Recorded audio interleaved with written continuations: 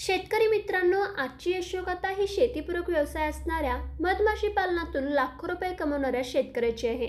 खिलोरा गावातील महेंद्र यादव यांची गोष्ट ही केवळ मधमाशी पालनाची नसून नव्या विचारांची आणि चिकाटीची आहे. सर्वसामान्य लोकांप्रमाणेच नोकरीचा मार्ग न निवडता त्यांनी स्वतःचा व्यवसाय करायचा निर्णय घेतला आणि मधमाशी पालनाच्या माध्यमातून तो सिद्ध करून दाखवला. याविषयी सांगत असताना महेंद्र म्हणतात, मधमाशी पालन हे फक्त मध मिळवण्यापुरतं मर्यादित नसून त्यामधून मध, रॉयल जेली, बीज वॅक्स, बी वेनम यासारख्या अनेक महत्त्वाची उत्पादनं त्यातून आपल्याला मिळतात. या मधमाशांमुळे आपल्या शेतीला देखील मोठा फायदा होत असून अनेक पिकांच्या पराग सिंचनासाठी मधमाशा गरजेच्या असतात. त्यामुळे उत्पादनात तर वाढ होतेच, परंतु एकंदरीतच आपल्या एकूण उत्पन्नामध्ये मोठी वाढ होते.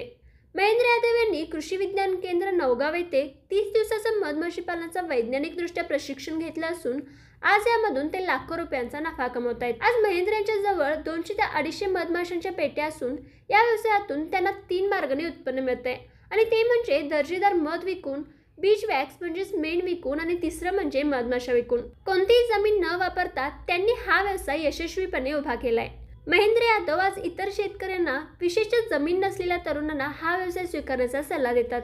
त्यांच्या या धाडसाला कृषी मंत्र्याचा सलाम. तर शेतकरी मित्रांनो, तुम्हाला अशाच प्रकारचे विविध यशोगाथा पाहायच्या असतील तर आताच कृषी मंत्र YouTube चॅनलला सबस्क्राईब करा व आमच्या फेसबुक आणि इन्स्टा पेजला फॉलो करा.